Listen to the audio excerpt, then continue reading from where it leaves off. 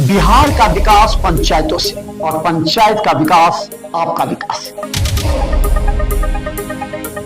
क्या आपके जनप्रतिनिधि मुखिया के अलावा आपके पंच, सरपंच, उप मुखिया, जिला परिषद के साथ पंचायत समिति आपके क्षेत्र के लिए काम किया?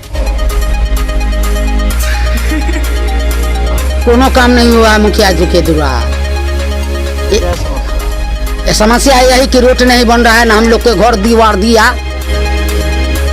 और नहीं काम किया और सिर्फ अपना विकास किया, तो आपके पास इस बार सुनहरा मौका है। ये तो मुखिया जाएगा, ये मुखिया लाख नहीं है हम लोग के।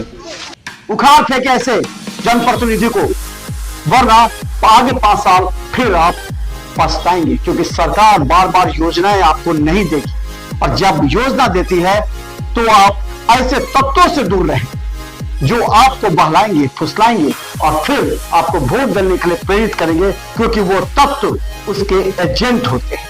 देखते रहिए बिहार मित्र टाइम्स, क्योंकि अब हमारी टीम पंचायतों में जाकर सच्ची और सटीक खबरें लाएंगी। अभी सब्सक्राइब और फॉलो कीजिए स्थानीय समस्याओं से जुड़े मुद्दे के लिए।